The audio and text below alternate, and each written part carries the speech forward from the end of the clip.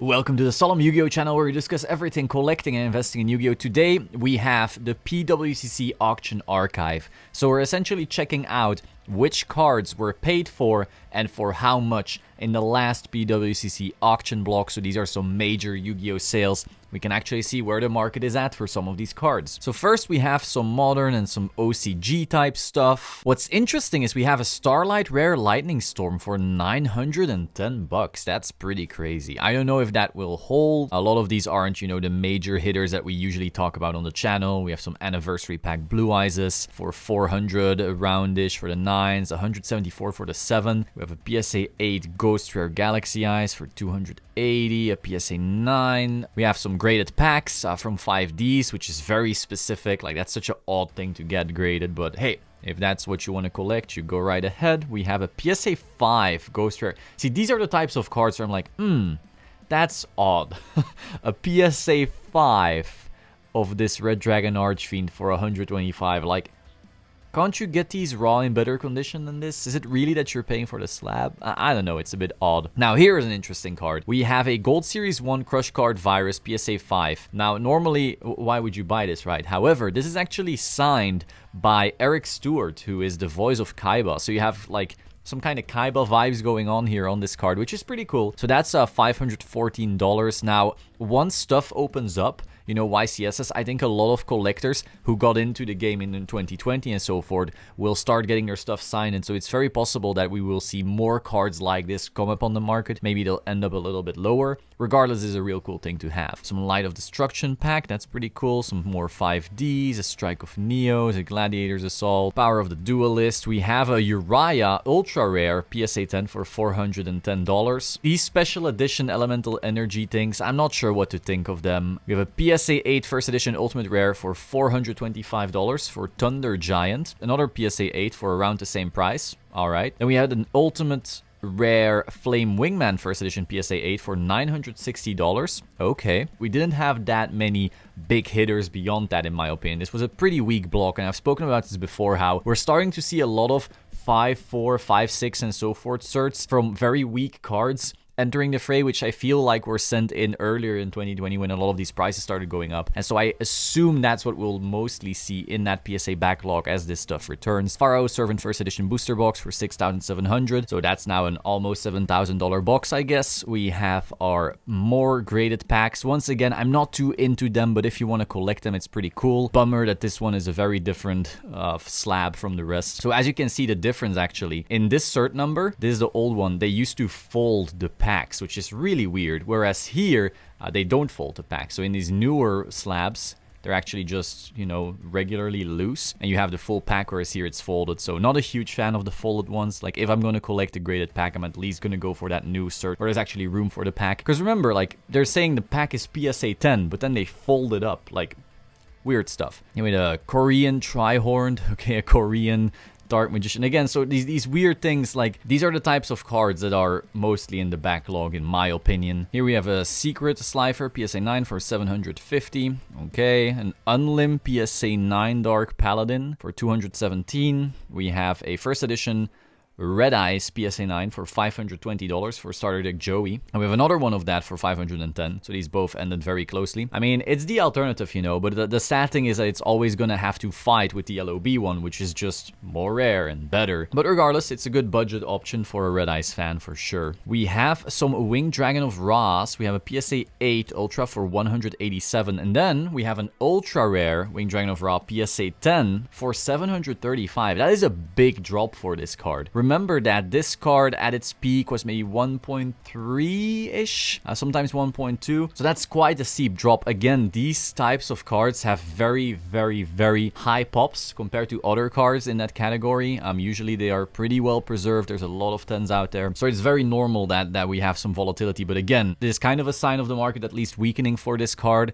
Do note it's an older cert, so some people may have not been willing to bid high on those. Similar story for the Ultra Rare Slifer PSA 10 right here, 910. Once again, at one point, these were like 1.3-ish. Then we had a BGS 9 Starter Dick Joey first edition for 407. We had some BPTs. So we had a BPT PSA 9, the 009 actually, for 410. That's an all-time high. We had a PSA 10 for BPT 009 for $1,200. That's about where the price was at 2 months ago as well. So those are holding pretty steady. Their pops are quite low, so makes sense. These were also not graded recently, so it's not like the pop is going up just yet, but it might in the future. We have a Korean Red Eyes. We have a first edition PSA 9 Yadagarasu for $1,027, so that's still holding strong. We have a Paladin of White first edition PSA 9 for $435. That's interesting. Magician's Force is a really cool set. I actually like this card. I think every Blue Eyes collector probably wants to have at least one of these. Then we had an other ultra rare Winged Dragon of Ra PSA 10 for $590. Yikes, that hurts this card a lot. Holy hell. Once again, a very old cert, but that shouldn't have the price, you know. So this is just the market for this card weakening currently. We have a PSA 9 Ultra Obelisk for $355, and then a PSA 10 Obelisk Ultra once again for $778. So all the God cards essentially got crushed in this particular sub. You do have to note that these gods were basically in every PWCC block. That's how, you know, plentiful these really are. Regardless, that's a fat drop. Then we have a first edition Blue Eyes White Dragon PSA 6 for $810. That's crazy. Starter Kaiba PSA 5 for $520. PSA 8 for $1,850. A PSA 8 for $2,225. Once again, first edition. Then we had a BPT Red Eyes PSA 10 for $1,825. I think that's a slight drop from its all-time high. Its previous all-time high was like 2 point something, so there's a slight drop. We had a BGS 9.5 first edition MRD Summon Skull for $1,675. Wow, that is low.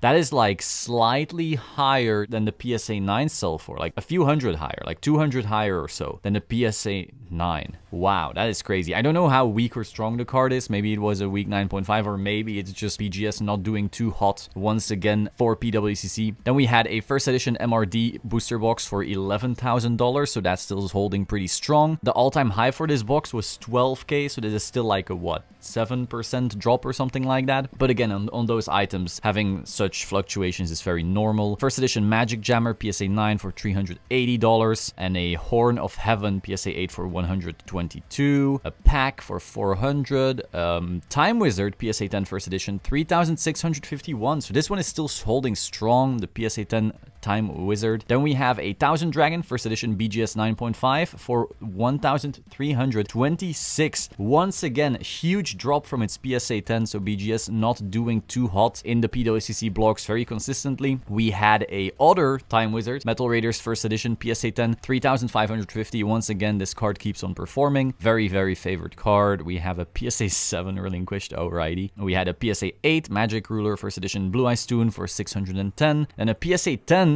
Magic Ruler Blue Eyes Toon first edition MRL for $4,350. So once again, this card keeps on doing strong in PWCC. It's also an older cert, so clearly that isn't hurting it. I did notice a lot of people selling this card on Instagram lately. I think I've seen like 4 sales pass because its pop is quite high. So do be aware of that. This card has seen quite some volatility. Like I've seen it go last year to 2,000, to 4,000, back to 2,300, back to 3,000, 4,000, then on Instagram again for like 3.2. So this card is very volatile because there's quite a few of them out there. There's people who love it. Like I love this card so much. I would love to have a 10, but because of that higher pop, you will see people willing to get rid of it much more easily than on some of these harder to find cards, you know, with those 40 PSA 10s rather than, I don't know how much is it at. Is it like 100 something? I don't know.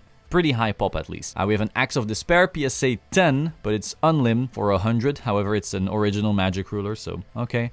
A PSA 8 Blue Eyes Toon for $760. First edition Red Eyes LOB PSA 8 for $2,200. So this card is still holding strong. Like the PSA 9 is, I want to say, double or triple this price, so that still makes somewhat sense. We had an LOB first edition PSA 8 European Blue Eyes for $2,075. We had a LOB Unlim PSA 10 for Red Eyes for $1,000. That's crazy.